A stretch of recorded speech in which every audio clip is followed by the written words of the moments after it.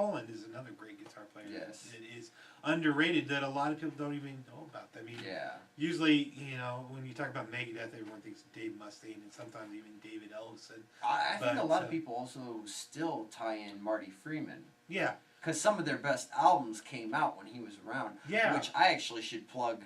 Every album since he's left has been awesome. Mm-hmm. Yeah. Okay, you got any more let's see. favorites before we go to underrated? Well, I do like Yngwie. Yngwie is a really close 2-1. You'll hear him in my playing. You'll hear him more in my playing than you'll hear Brian May, but I'd rather go listen to Brian May than Yngwie. It depends on the moment, but Paul Gilbert. I forgot to say Paul Gilbert. Paul Gilbert is started out kind of in Racer X, and he is just a really great player. And the countless classical guitars.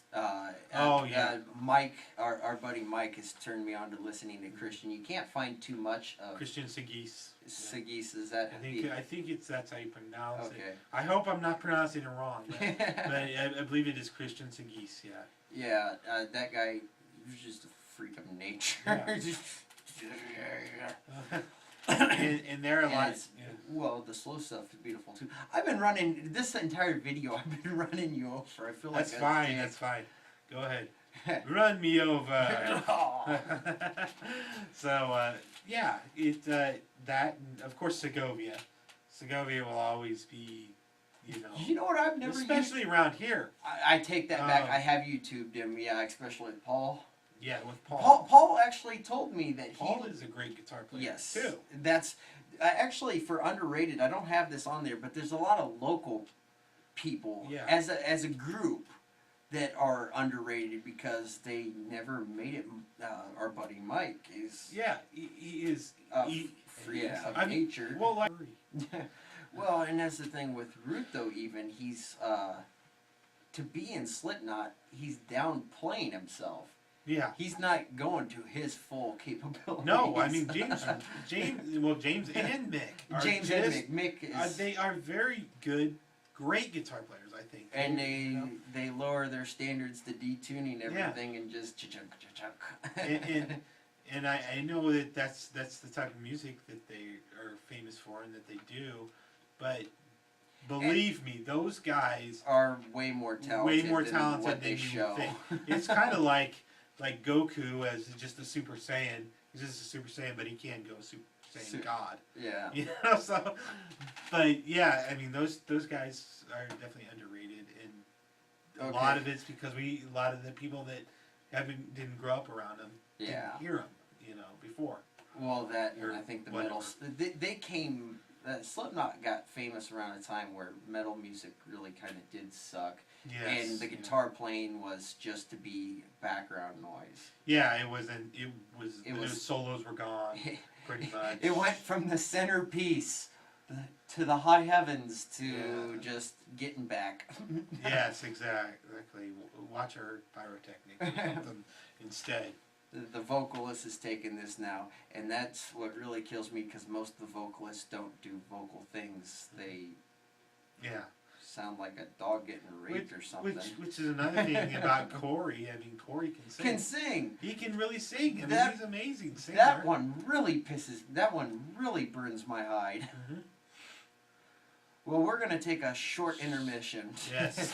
You won't notice because I'm back. Instant transmission. Yes. It worked. Did you have any more favorites you wanted to throw out there? We're done talking about Slipknot. We're done talking about Slipknot.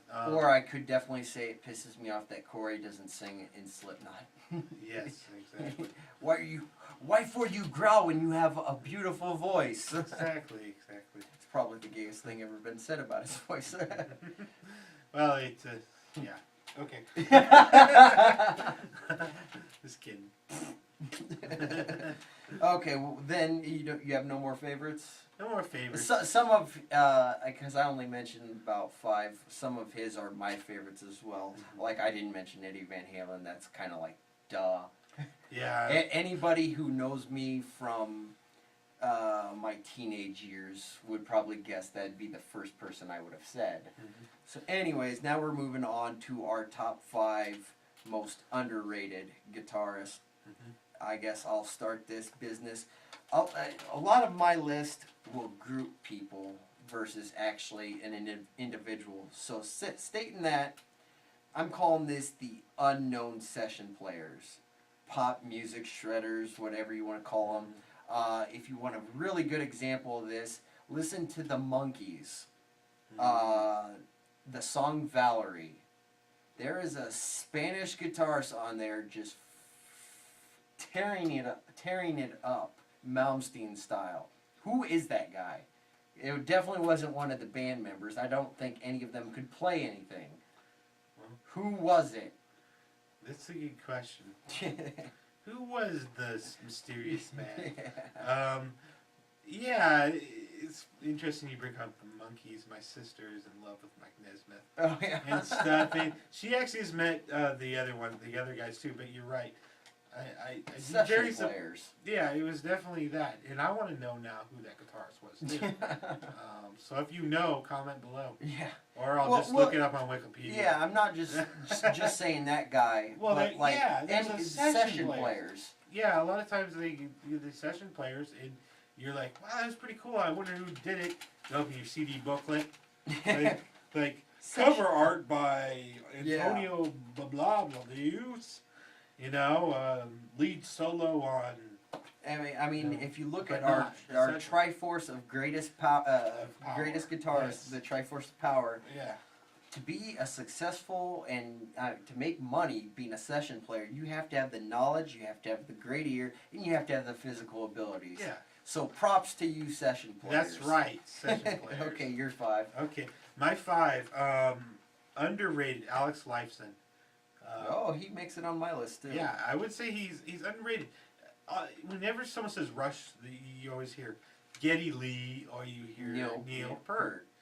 But Alex Lifeson is a great guitar player, he invented a lot of the modern sound, I think. I guess we'll just talk about him now because he's on my list as sure. well. But yeah, just completely what he said. It's automatically Geddy Lee, but who's keeping up with Geddy Lee? Yeah. Neil Peart. Who's keeping up with Neil Peart? Who's living up to their standards that somehow stands in the shadows? Yeah. It's true. Very true. Okay, so my number 4. I got a couple shredders on here, and I know I'm going to get a lot of hate for that because of the war of shredders versus blues. We're going to have that episode soon, if not now. Mm-hmm. Depending on how we feel. Yeah. I can never say his name right, but Michael Romero. That's how underrated he is. I can't even say his name. From Symphony X. Oh. A lot of shredders have the Triforce of Power and go unsung because their songs get obscure. We were talking about Steve Vai earlier, how weird he is. The guy is obscure, but he's got the Triforce of Power. He gets that obscure because of his knowledge of music. Shitty jazz players, I'll call them, get that obscure because they justify bad notes with their music theory.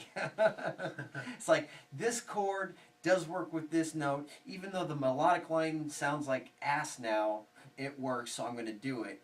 And I don't think you like jazz at all, really, for the most part. I mean, you can be honest. Okay, so for the most part, okay, in all honesty, like 90% of it I cannot stand. It's the ones that can find a good melody and they run on that, not the ones trying to flex their musical theory nut.